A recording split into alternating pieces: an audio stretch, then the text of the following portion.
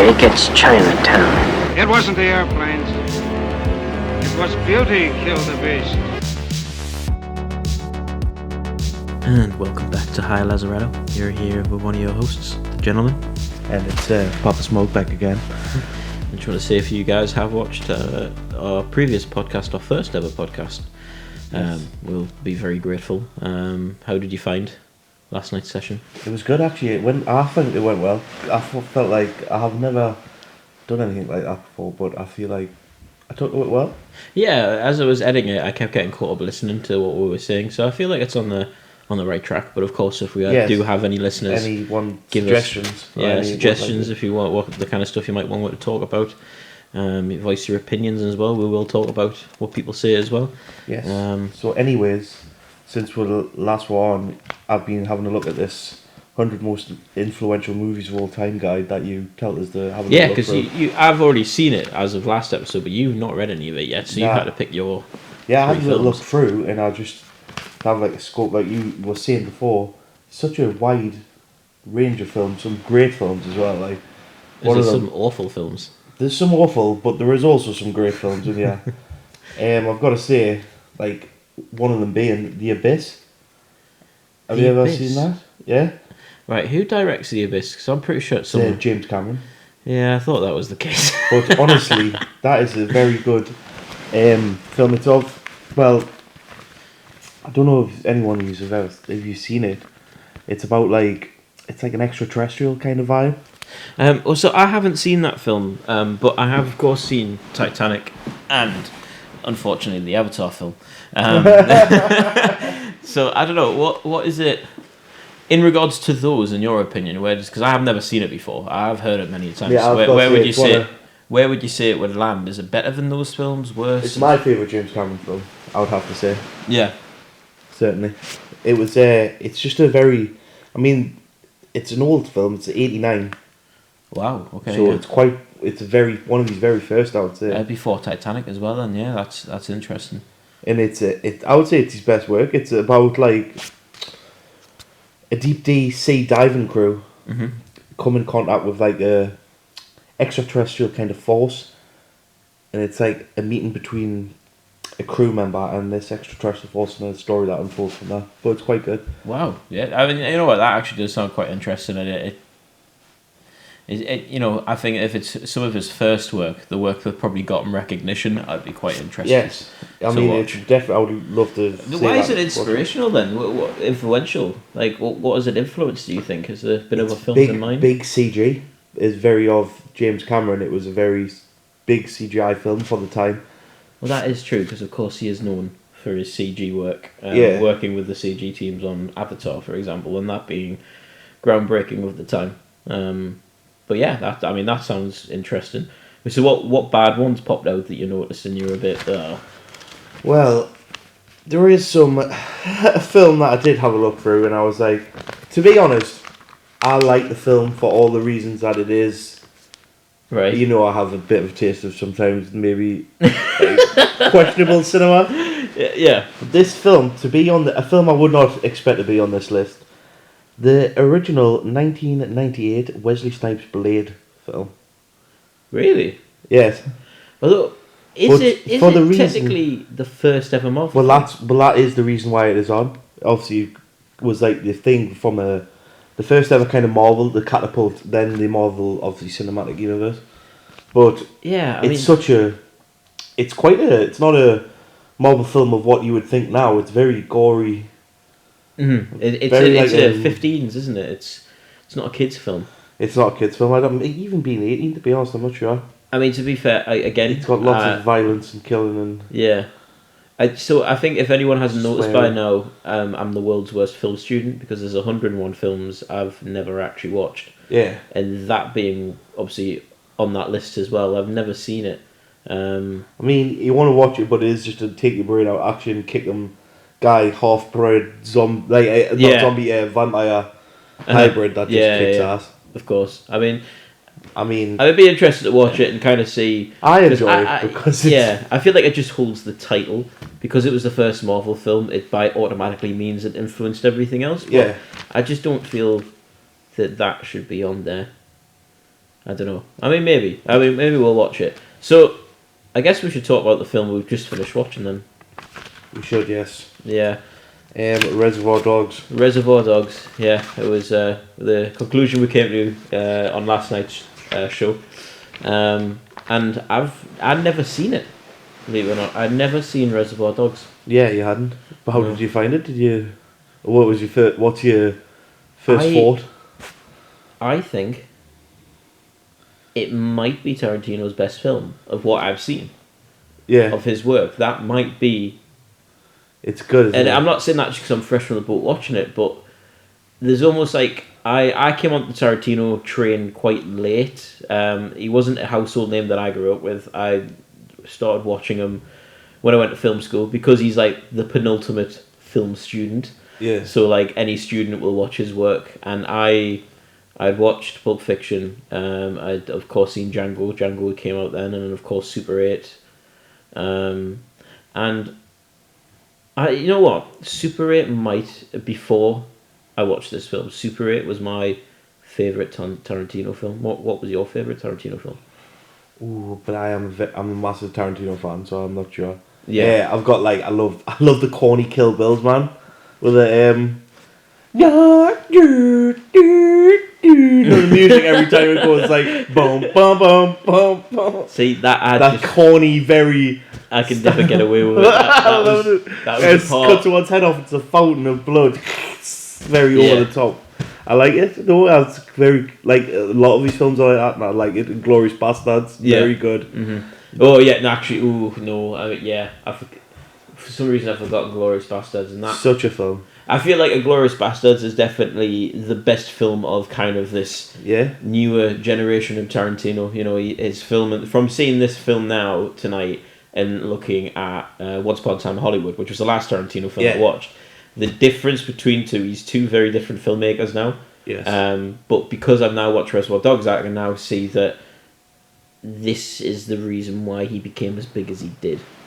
I can see that for sure. It's a very good film. I mean, it's just the beginning, the opening scene itself. It was so interesting. The dialogue, it was shot beautifully. The dialogue, of course, was what we now know as a classic Tarantino scene, which is a group of people talking about something that's totally irrelevant to the reason why they're there. Yeah. Yeah, these guys are there for a meeting. It's just like a general conversation. He's got it doing that, but it makes it feel real. I feel when he does that, exactly. It feels very real. It makes you instantly engage into like, these could just be a little glimpse fly on the wall of any one of these guys' lives. You know, there's just no exposition in the dialogue, which is really nice, and you get a vibe of the characters, although they're not talking about the story.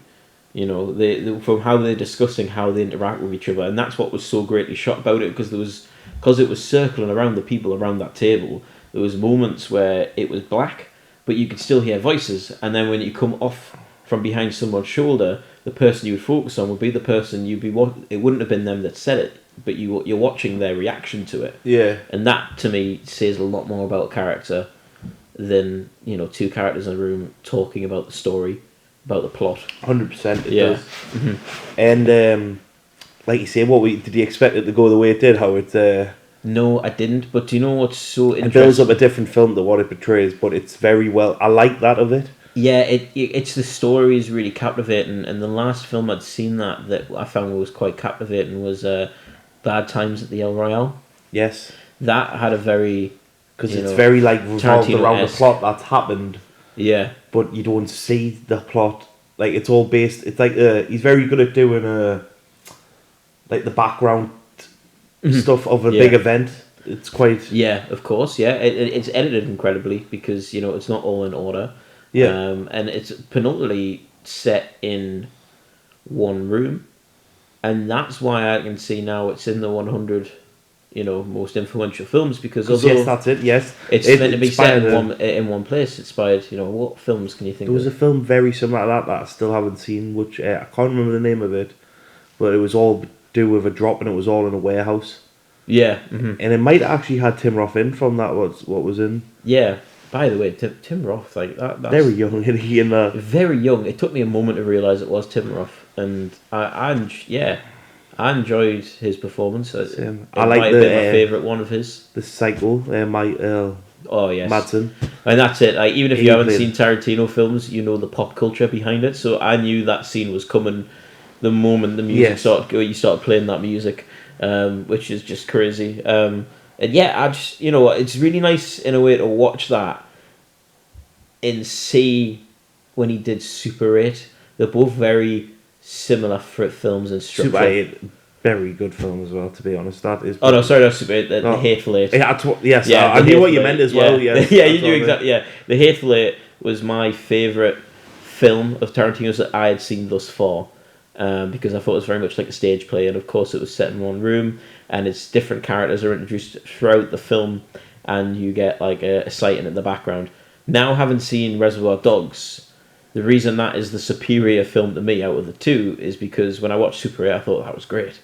But now it does feel that he actually just copied, like he knew that Reservoir Dogs is like one of his most beloved films, Yeah. and now he's done, then he did Hateful Eight, and thought, it does feel quite similar, I think.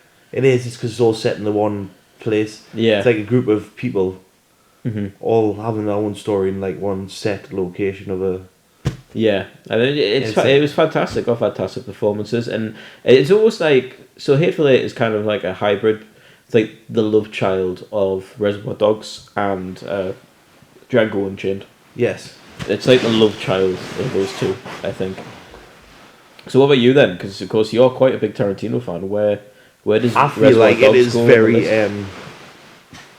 It is up there. Is some of his best work, like definitely, Mhm. because it's like it's a bit more gritty real. Like I like his stuff where it's a bit corny, and Yeah. like the Kill Bills and like someone's getting shot, and it just doesn't make it as real when it's over the top, the gore and the way the stuff that goes on, which he does do with style, and like even in like Django Unchained and stuff like that, it's all very over the top action. Yeah, That was a very real situation, and it made it feel like tense the whole way through. yeah, Like I felt for when that guy shot in the car in the back. I felt his pain and I felt the tensity of the whole situation of them yeah. trying His to. performance was incredible. It was. I And- felt the agony. And again, it's like And you're it's- kind of watching all these moments that are outside the major plot points of the film.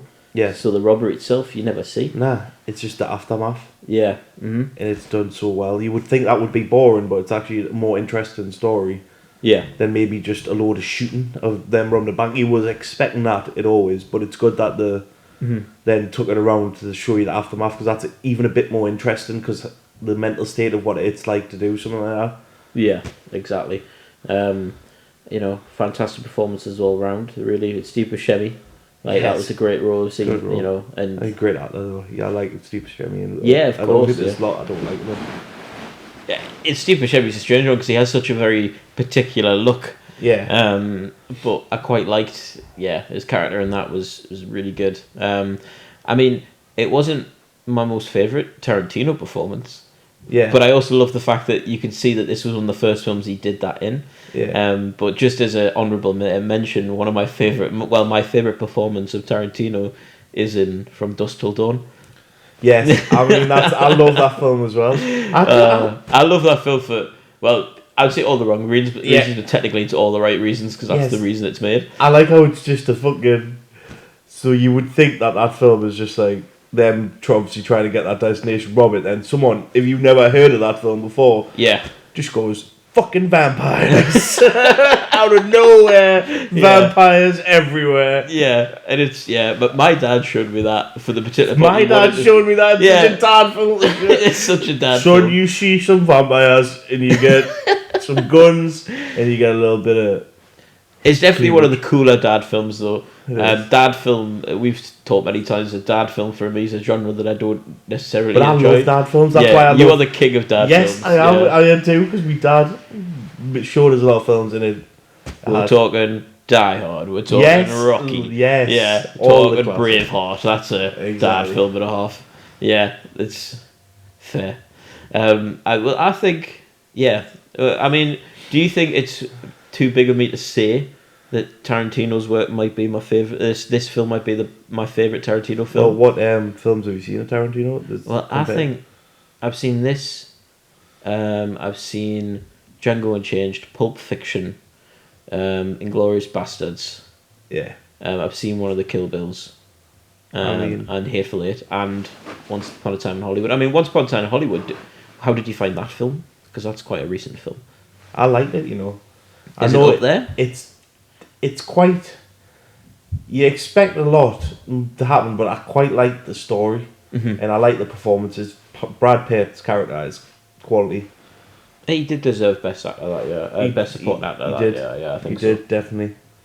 And obviously Leonardo DiCaprio is always good. It might not be his best performance, but he always puts in a good performance. I must say that scene in which he's in between shoots, and he's in between scenes, and he's reading his trying to read his script, and that little girl that he talks to, the little child actress. Yeah, that's my favourite thing of the whole film. I love that dialogue. It was really interesting. I feel like his career has. I mean, for me, I personally think he's had a shining career. It's not dropped in the standard of filming. I love all his films. All his films have been grandiose in some way, most definitely. I mean, I feel that the only Tarantino film I think that would be his best is Inglourious Bastards. That could beat this. You know, maybe in a couple of days I'll look back at this and realise that Reservoir Dogs isn't my favourite film. Yeah. It might be Inglourious Bastards. Well, but it's very good, to say the least. Yeah. Fantastic film. 100%. Do you think it's better than Pulp Fiction? Very tough, because I think that might be my favourite. Pulp Fiction's your favourite? I think so. So it's... Yeah, no. Maybe if I had to put top 3, I would say I like Pulp Fiction top, and Reservoir Dogs would be between 2 and 3, between that and Inglourious Bastards, I would say. Yeah, I think that's a unanimous. Those are the 3 of his best films, most definitely. So I guess we should probably score this one. Yes. We scored the last one. What was yesterday's score? 8. It was 8. I'm thinking 8.5. Yeah? Yeah. I was going to say 9, but then I don't want to feel too eager. So I'm going to say 8.5. What do you think? I was going to go an 8 again, to be honest. An 8 again? Yeah. That's what I was feeling. That's fair. Well, let's do it. Let's do 8 then. Yeah. So I guess Uncut Gems is just as good as Reservoir Dogs, and Uncut Gems is very good film. It deserves to have that credit to it. To say you've got a film as good as Reservoir Dogs is a pretty big compliment, isn't it? But so far 2 films, 8. Now, next 3 films. When I was looking through that magazine, picked the films, 3 of them, that you now have to pick one that we're going to watch next in review. Mm-hmm. Right. I've got quite a list. Anyways, so number 1 we've got a Ridley Scott classic, Alien. Ooh, the original Alien. Interesting. Okay. And I was looking through this magazine, and The Godfather Part 2. Well, we've seen Part 1, haven't we? We watched Part 1, which it was amazing in every way. Absolute masterpiece. But of course, a lot of people think Part 2 is the better film. Would you say? Is that? Well, it got. If I'm not wrong, I believe that Robert De Niro might have been up for an Oscar for his performance in that, or I think you're right in saying that. Yeah, I think you're right in saying that. Yeah, because I like that. Mm-hmm. Like it's a good contrast. It gives you a bit like a prelogue to it all, which is good. Yeah. Mm-hmm. To the first story. And for my last choice, I got Steven Spielberg's Jaws. Ooh, right. So which basically, I feel could be his best. Once again, wait, what was the first choice again? Alien. Right. The Godfather or Jaws. Right. Once again, I'm going to hold the title as the world's worst film student because I haven't seen any of those. Oh, well then you're in for a treat no matter what you pick. Right. So I feel anyways. So it's Alien, Godfather, or Jaws. Yes. I'm thinking. All quite classic old films. I'm thinking I'm going to go a different way. I was going to say Jaws. In fact, yeah, let's do Jaws. Jaws? Jaws. I'll watch Jaws next. I've never fancied it, to be quite frank, but the reason it is influential, I think it was because of the way they filmed it, because they used like a real shark at some points, and like and they had like a robotic shark in there, the animatronics and the Exactly, yeah. That Like the underwater filming for that kind of time was... Yeah. Well, so far, my good. opinion from watching, Inglourious Bastards, after watching Reservoir Dogs today, I do feel that there's something about watching a director in the earlier stage of their career, and it's the films that kind of catapult them into the mainstream. Yeah. So, Chris Nolan's Prestige, for example, I always feel that sometimes that's some of their best work. So I'm hoping that by watching Jaws, I'm going to see, where Spielberg came from. And of course, I'm very keen to talk about Spielberg. Yes. A man with a very wealthy career. So yeah, I think that is everything. So that is everything. I'm excited to. Yeah, this has been great. So of course, thanks again for listening. Like I said, if you've got any feedback or maybe some films you think we should try out or your opinion on some of the stuff we've already said, please let us know. Like and subscribe to the video as well when we post that up. And this has been Hi Lazaretto. The gentleman. And Papa Smoke. Toodle pip. As far back as I can remember, I always wanted to be a gangster. You've got to ask yourself one question. Do I feel lucky? Well, do you, punk?